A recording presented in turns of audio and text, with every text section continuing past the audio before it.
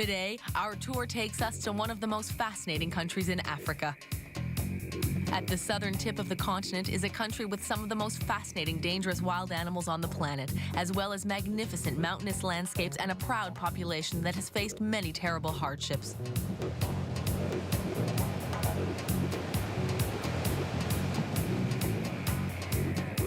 We're going to South Africa, the country of Nelson Mandela. Our tour will take us over thousands of kilometers, stopping at some of the most impressive wildlife reserves on the planet and coming into contact with a proud and welcoming people.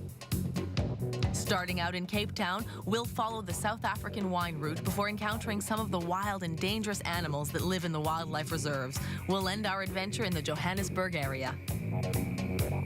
Come join us on our all-inclusive tour to South Africa.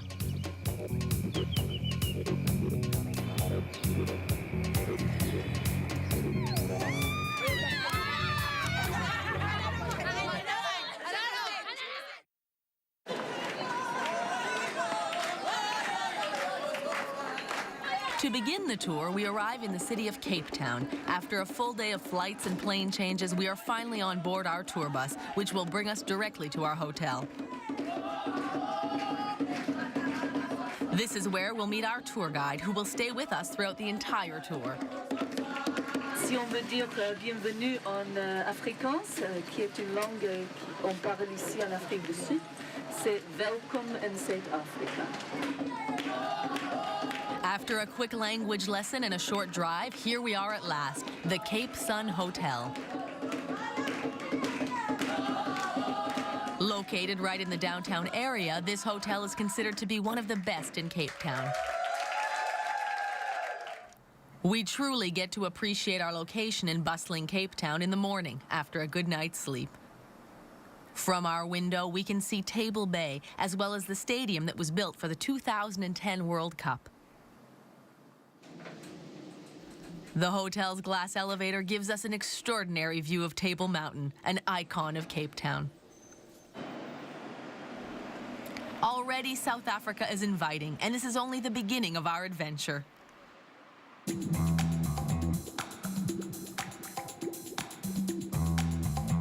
On our first day, we head for a city called Franschhoek, about 80 kilometers away from Cape Town.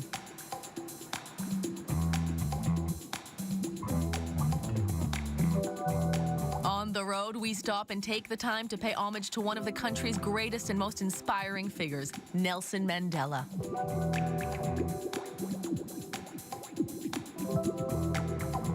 We are close to Paarl in front of Drakenstein Prison, formerly known as Victor Verster Prison.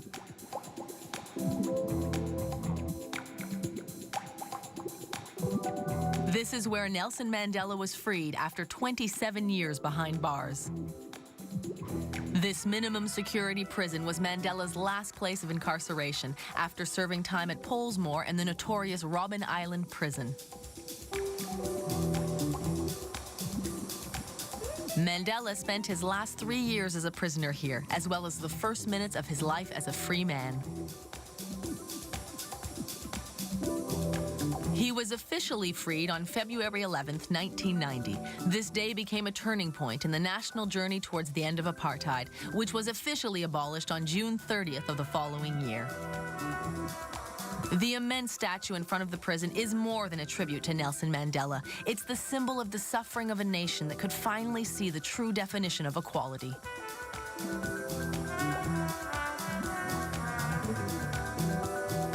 We get back on the bus and continue on toward the town of Franschhoek, a name that means the French corner. Faced with persecution, many Protestants emigrated from France in the 17th century, coming to settle in South Africa. These Protestants were called Huguenots, and this museum records the history of their adventure. The Huguenots were welcomed by the Dutch government of the time, who allotted them land to farm.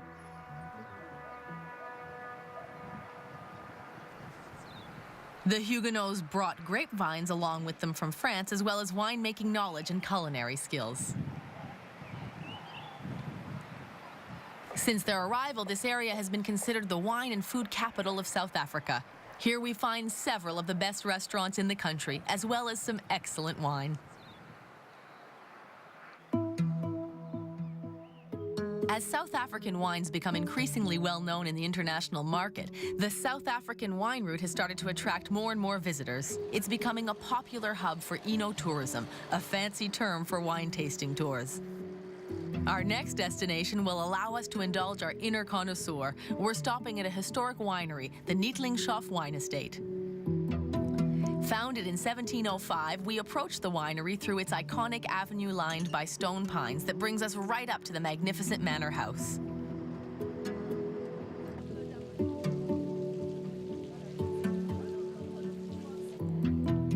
Both the climate and the location have been a blessing for the winery, which grows grapes in 13 distinct types of soil, allowing the winemakers to produce a wide range of different tastes. Fortunately for us, visiting a winery also involves tasting some of its products. Now, the next wine, we are now going over to our reds. And the first red that we're going to taste. Our hosts invite us to taste several different types of wine that are made on the site, telling us about the different varieties from which they are made. We taste the famous South African Pinotage, a hybrid of Pinot Noir and Cinsault grapes. The unique variety has a distinctly smoky flavor.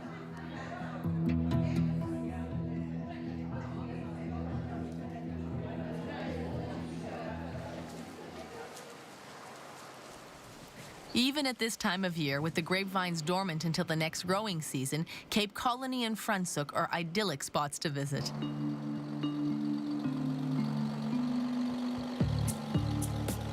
But we'll never stay in one place for very long during this adventure. This country is far too big and we have too much to see. At the end of the day, we take advantage of cocktail hour at the splendid bar back at the Cape Sun Hotel. If our first busy day is any indication of the pace of the rest of the tour, it's a good idea to take this time to recharge our batteries.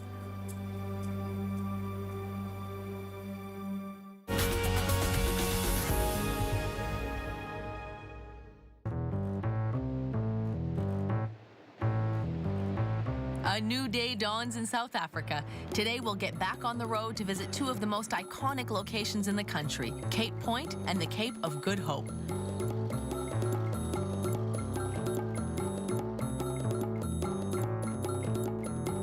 We'll cross the peninsula that juts out into the Atlantic, heading for the east coast with its charming villages. But before the drive, we'll take a quick stop at Hout Bay, a typical fishing village. Hout is an Afrikaans word meaning wood, but today it's not the forests that draw people here, but rather the drumbeat. We'll take a short excursion along the shoreline.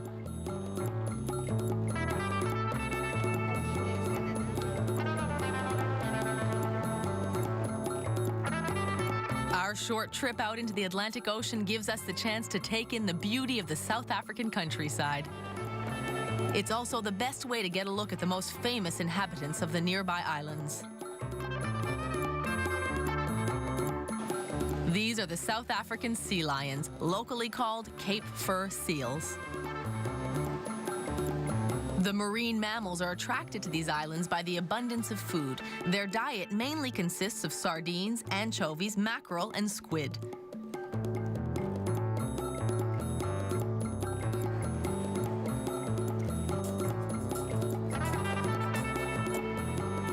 We're back on the road, driving right next to the steep cliffs that fall into the sea.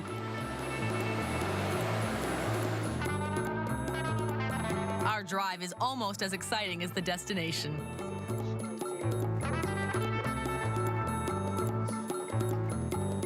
Nets are installed on the precipitous rock faces to protect the traffic from falling rocks. This allows us to make the trip without biting our fingernails.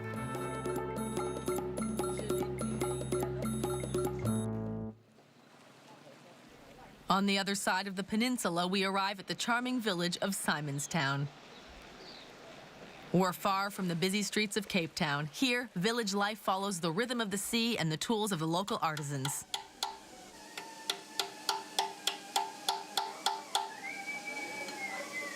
This artisan's workshop produces some excellent sculptures. But again, we can't stay long. We have a date with the tip of Africa.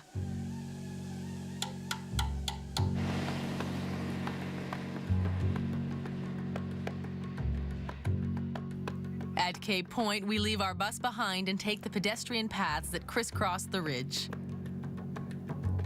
The rocky headland of Cape Point is almost as famous as its neighbor, the Cape of Good Hope.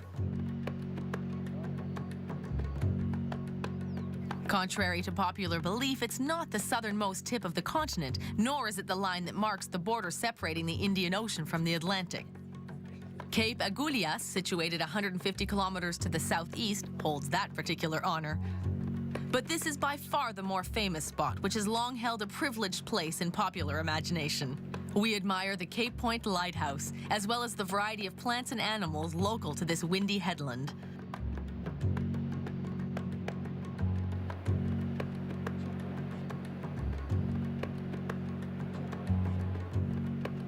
A little further west, on the other side of a shallow bay, is the Cape of Good Hope, our final destination for the day. This site has inspired many seafaring legends. Experienced sailors call it simply the Cape. It's much easier to get here over land than to reach it by boat. The waves and reefs surrounding the Cape are unforgiving. We celebrate the occasion with a glass of bubbly and a local culinary specialty, dried meat called biltong.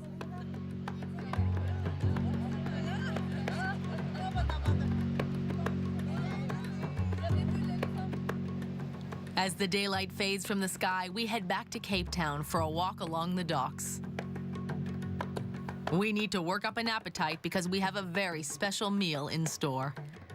This evening, we'll head to the Africa Cafe, a restaurant that specializes in traditional African food. On the menu, Congolese salad with a tropical vinaigrette, as well as a dish made with antelope meat, Ethiopian chickpea cakes, fresh fish, delicious curries, and even an Egyptian dish from the other side of the continent.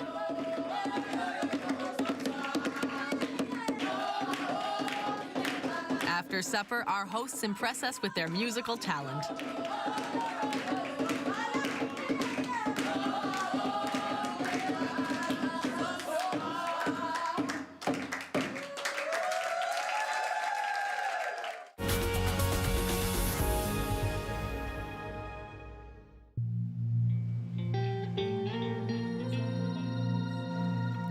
This morning, we'll leave Cape Sun Hotel and head for our next destination, the city of Durban. Situated 1,500 kilometers away, Durban is the heart of the South African East Coast. And of course, our first stop is the beach.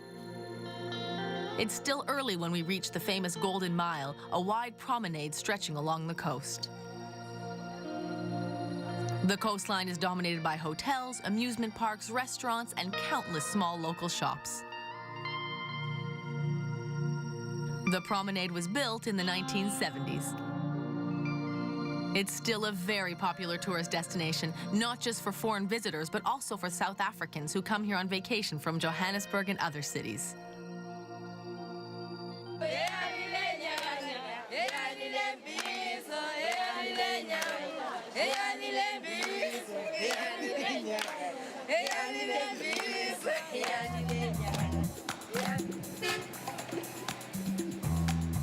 But Durban isn't just a seaside resort. It's also the third largest city in South Africa, the busiest port in the country, and the largest city on the entire east coast of Africa.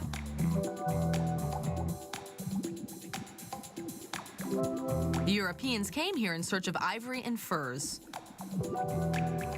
The British then developed Durban's sugarcane industry in the 1860s. Many laborers were recruited from India by the English to work in the cane fields, and today Durban has one of the largest Indian populations outside of India in the world. The city's multicultural context is on display, especially at the Victoria Street Market. Nice one, nice natural crepes. This is garam. The market is constantly buzzing with activity, and it's a good place for visitors like us to discover the colors and flavors of South Africa.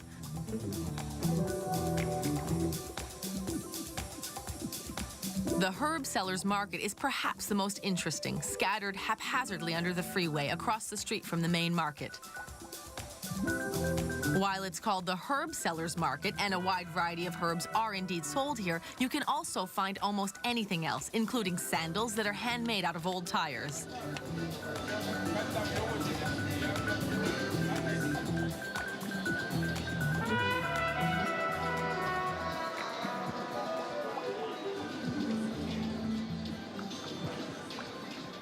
The market is a great place to take in the sounds and smells of the country. Another good way to get a taste of South African culture is a stop at a local restaurant, and so we return to the coast of the Indian Ocean. We have a reservation at Ushaka Moyo, a restaurant on the promenade close to Ushaka Pier.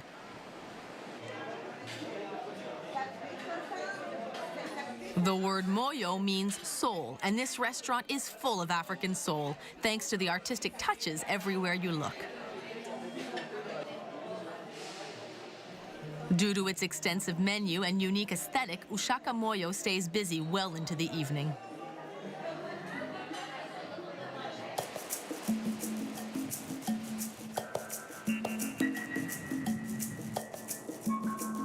Durban is known for being the gateway to the Zulu kingdom, and now it's time to discover this mythical part of South Africa ourselves.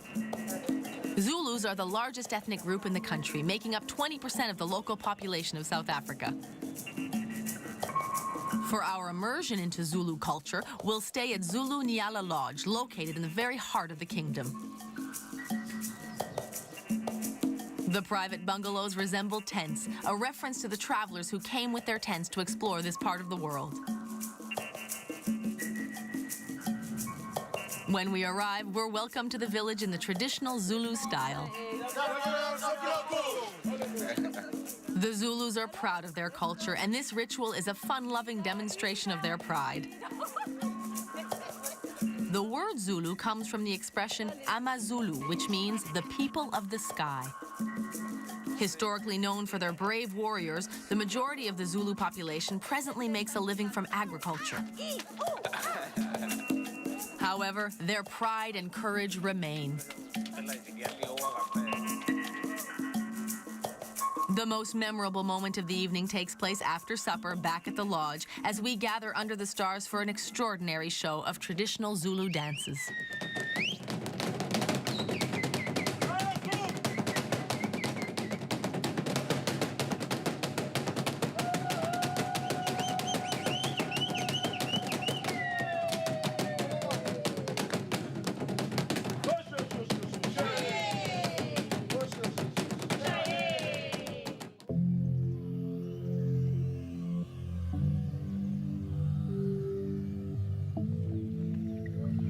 A promising new day dawns in the Zulu kingdom. Today, we're off in search of the local wildlife. A safari tour is an amazing experience that should be an indispensable part of any visit to Africa. Our Zulu Lodge specializes in safari adventures. It's situated right next to its own reserve and has its own fleet of safari vehicles. Throughout the safari, our guides describe to us the habits of the animals we encounter.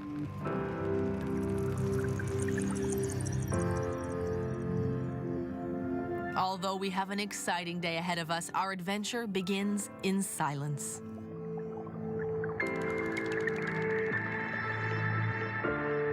And it begins. The world's tallest terrestrial animal is eating breakfast a few meters from our vehicle. It's eating the young growth on the highest branches of the sparse vegetation. Giraffes can eat up to 70 kilograms of food per day in periods of abundance. But when food is scarce, they eat 1/10 of that amount. Unperturbed by its audience, this giraffe gives us an excellent show.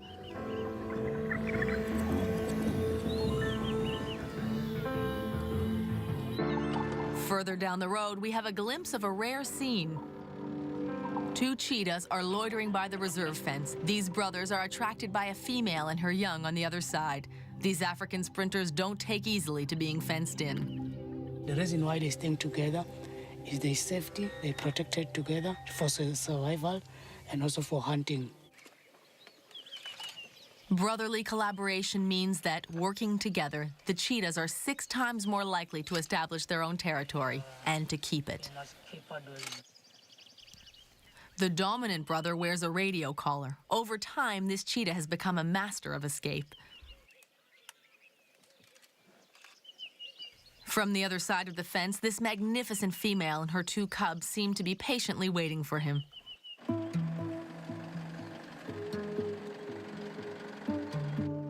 Continuing on our safari, we come across many other inhabitants of the African plains. The zebras and buffaloes are also having breakfast. On safaris like this one, the early risers are the ones who see the most animals. Throughout the safari, our guides take care to point out all the animals in the reserve.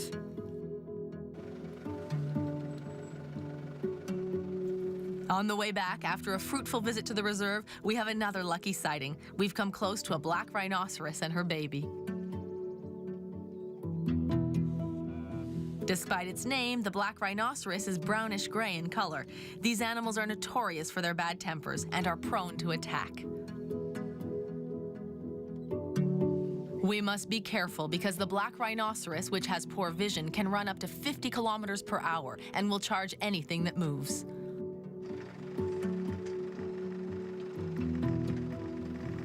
Before we head back, we catch sight of a small group of African bush elephants busy foraging among the plants and trees barely 10 meters from the road.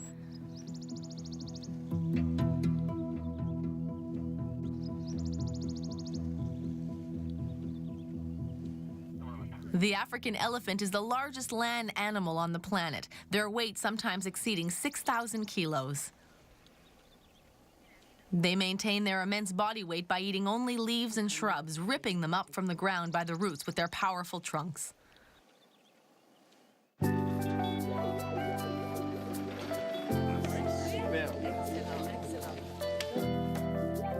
The exciting safari has only whetted our appetite for seeing more African wildlife.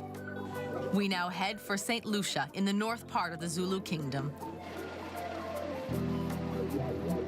St. Lucia is right close to Lake St. Lucia, the 3rd largest lake in South Africa. This impressive aquatic reserve takes visitors on a boat ride to see the residents of the lake. In fact, St. Lucia is a vacation spot for hippopotami and is home to over 600 of the massive creatures. Here, the animals are free and wild. It's common in the evening after sunset to see these enormous mammals go for a stroll right next to the town. We have to be very careful when we're in their way. But today, we're in a boat and out of danger, and the hippos don't seem to mind us being there at all. They're practicing their favorite water sport, extreme relaxation. Astonishingly, the hippo's closest relative in the animal kingdom is the whale. Despite its size, the hippopotamus can run as fast as 30 kilometers per hour and is one of the most dangerous animals in all of Africa after the malaria-spreading mosquito.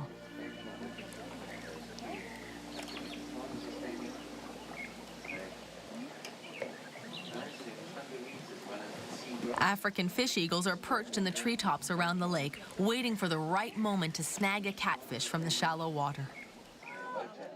Nearby, reptiles that seem to come straight out of the Jurassic period are lying low on the banks. Nile crocodiles, which can easily grow to be 4.5 meters long, scan the water. They are ferocious carnivores. These monsters remain a real threat to Africans, and hundreds of fatal attacks take place in Africa each year. But today we're in good company. We have nothing to fear.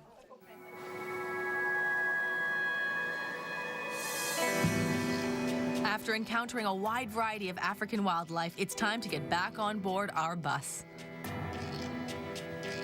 We have many kilometers to go before we reach our next destination.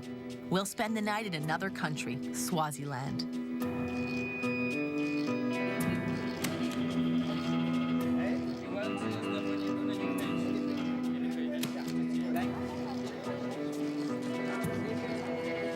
While it shares a border with South Africa, the two countries are like night and day.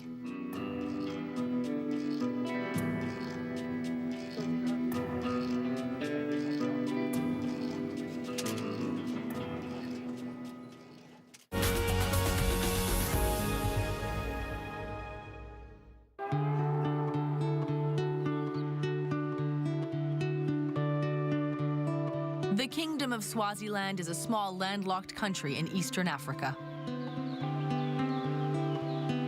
Bordered by South Africa and Mozambique, the country is an essential stop on our way to the northern part of South Africa.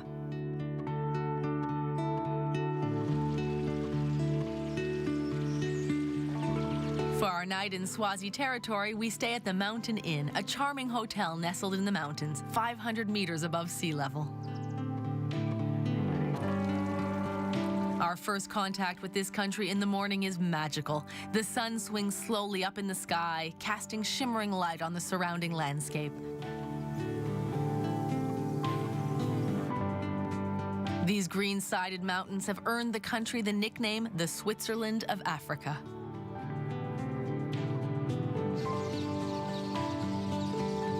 The kingdom of slightly more than 1 million inhabitants is governed by King Mswati III.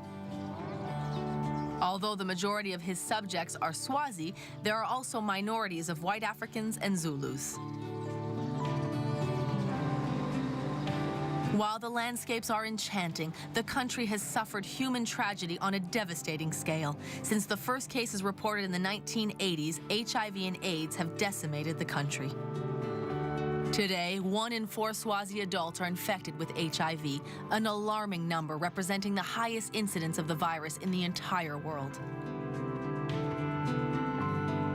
Despite this sad reality, hope and creativity are alive and well in Swaziland. The Ngwenya glass shop is a perfect example. As it was a Sunday, the glass-blowing workshop was closed when we passed through, but we were still able to have a look at where the delicate pieces are made, a kind privilege bestowed on our tour group. Here, everything is made from recycled glass. This glass is mostly gathered by school children learning about environmental awareness while contributing to the creation of these works of art. The products are all on sale in the neighborhood boutique, which holds a fabulous array of souvenirs. A bit further down the road, we have the chance to see another source of pride in Swaziland, which is also featured on one of the national stamps, the Maguga Dam on the Komati River. The structure has been awarded several international prizes for its exceptional quality of engineering. Situated in a region that is prone to tornadoes, it was designed with an enormous spillway that allows it to withstand flash flooding. Completed in 2001, this immense hydroelectric dam is 115 meters high and was built out of almost 4 million cubic meters of rock and clay.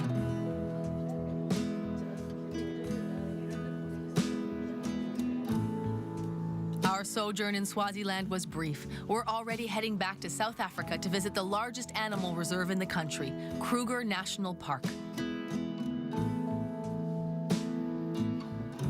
Once we're past customs, we stop off at Hazy View.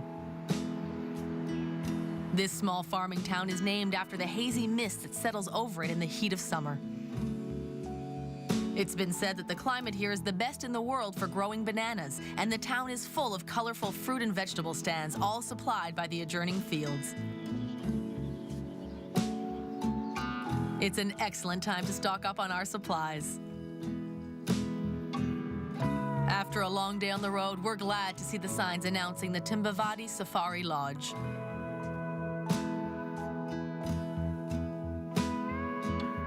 On arrival, we're welcomed by an enthusiastic terrier who seems ready to take on an entire rugby team. After a welcome refreshment, we head towards the lodge's private huts. These thatch-roofed huts are adorned with colorful African designs. And inside, they are clean, cool, and comfortable, a modern but relaxing sanctuary.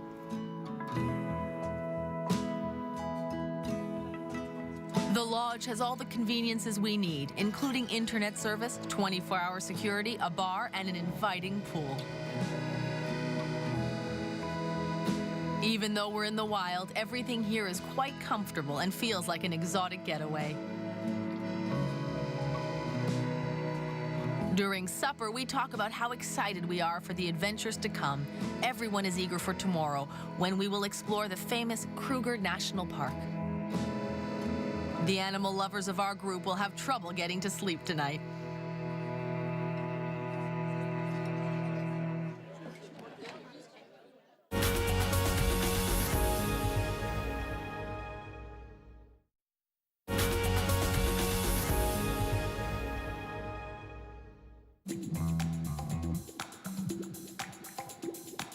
Today, we'll spend the day in Kruger National Park for a spectacular photo safari.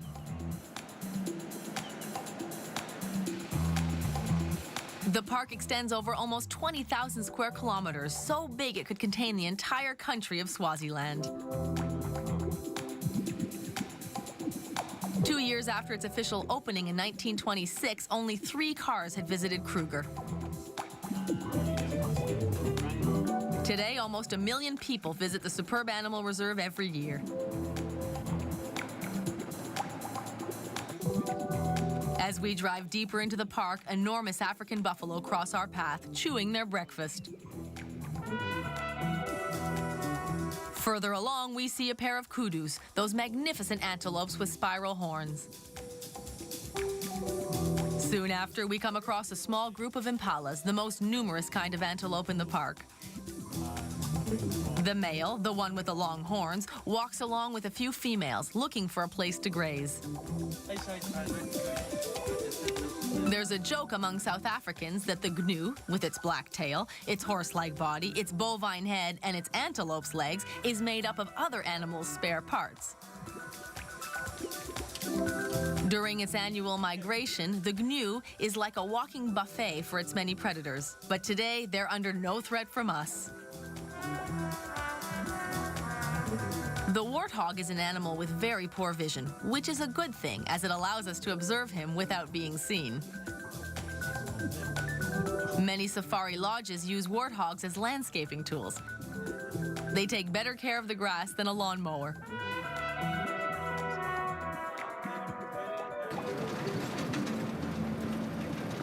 Driving through the reserve, our guides communicate with each other, telling each other about the animal's movements. The area?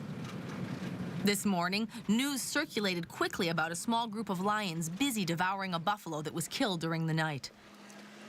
Already eaten a lot of food. So already out.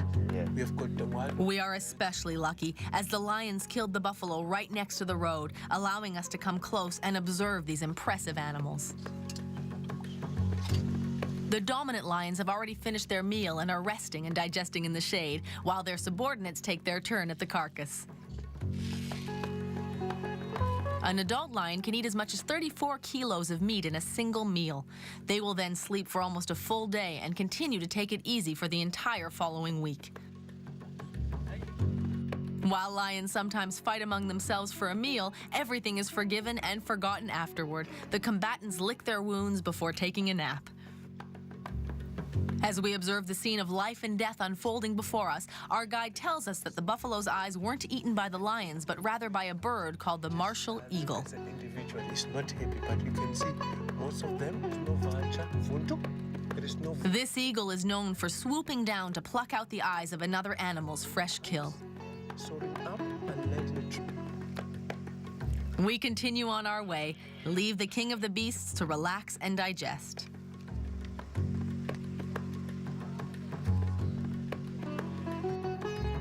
This enormous reserve contains the largest variety of wildlife in all of Africa. In certain months, bird watchers can observe up to 200 different bird species here.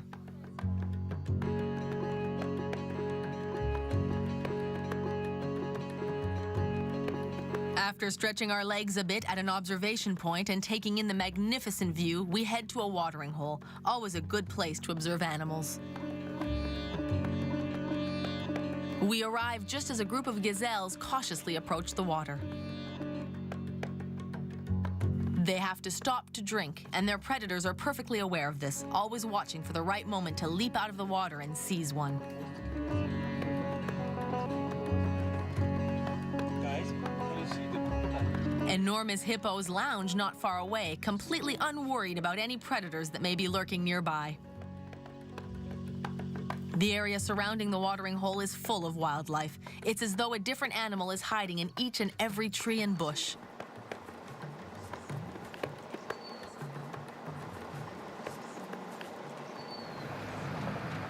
Welcome to the Olifants River.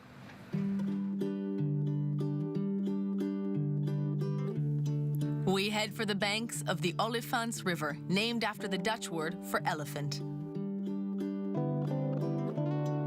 The largest elephants have no fear of predators. They gather here with their family to wade in the cool water of the river.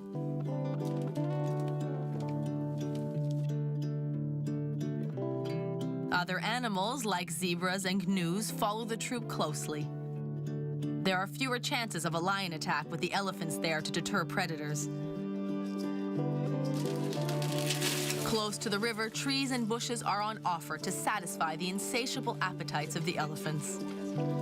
Their destructive eating habits mean that elephants are not appreciated by African farmers. An entire field can be completely ravaged in a single night. We spend the rest of the afternoon at this magical spot. Our knowledgeable guides give us details about the habits of all the animals we see. A trip to South Africa isn't complete without a safari in one of the largest animal reserves on the planet. Each member of our group leaves with a feeling of accomplishment and with hundreds of photos.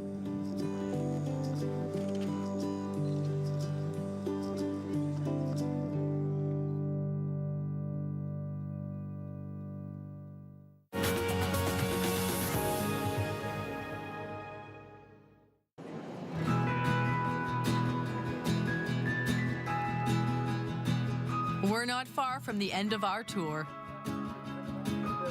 Today, we'll leave the Kruger Reserve and travel one of the most beautiful routes in Africa. As we drive, the landscape that we see through the windows becomes more and more rugged and hilly. The roads that twist through the Drakensberg Mountains are dotted with cows that walk wherever they please and seem to take no notice of the passing vehicles.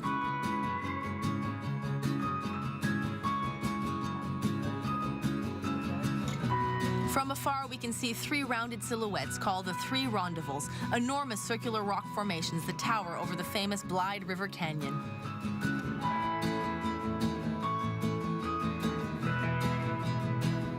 The giant rondavells are the most iconic image of the canyon, which has an average depth of 761 meters.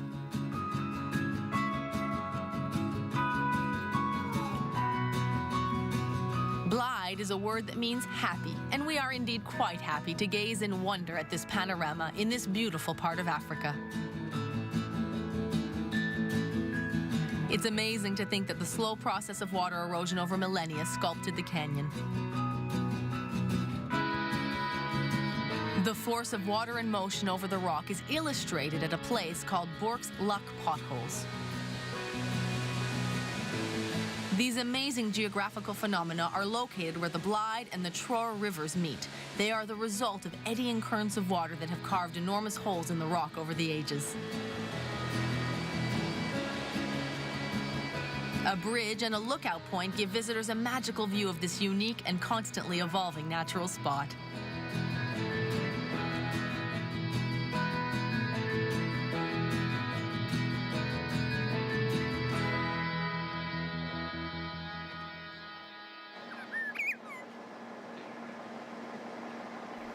A few kilometers further on, another popular observation point in the valley is known as God's Window.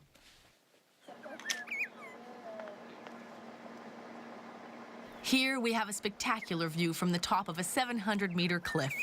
God's Window appeared at the end of the cult film, The Gods Must Be Crazy. After our pilgrimage to Blyde River, we stop for the night in the town of Pilgrim's Rest. The entire town was declared a national monument in the 1980s because of its historical significance as the hub of the South African gold rush at the end of the 19th century. We visit the town on foot and discover points of interest at every corner. Even our accommodations seem more like a museum than a hotel. At Pilgrim's Rest, history is alive and well.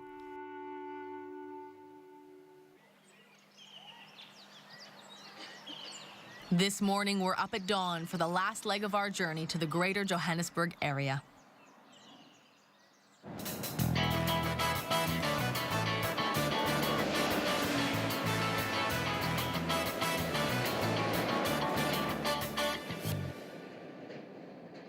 Johannesburg is around 450 kilometers from Pilgrim's Rest.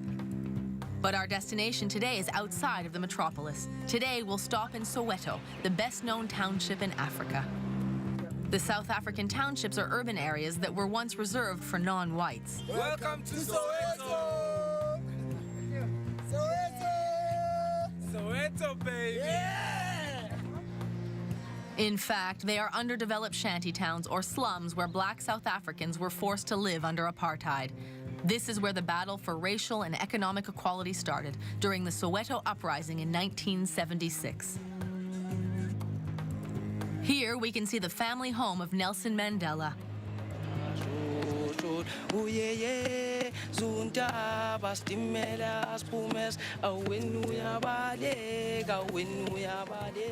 The neighborhood is still very poor and politically unstable. But the people here don't bow their heads in despair. The young men in the townships don't have many employment opportunities, but they get by as best as they can. They offer to wash any car that stops close to them. They earn a little money, and the rest of the time, they play dice or carry on their African traditions. Spontaneous demonstrations of joy are not uncommon among the South African people. Even those with little money welcome strangers with open arms, eager to share their rich culture.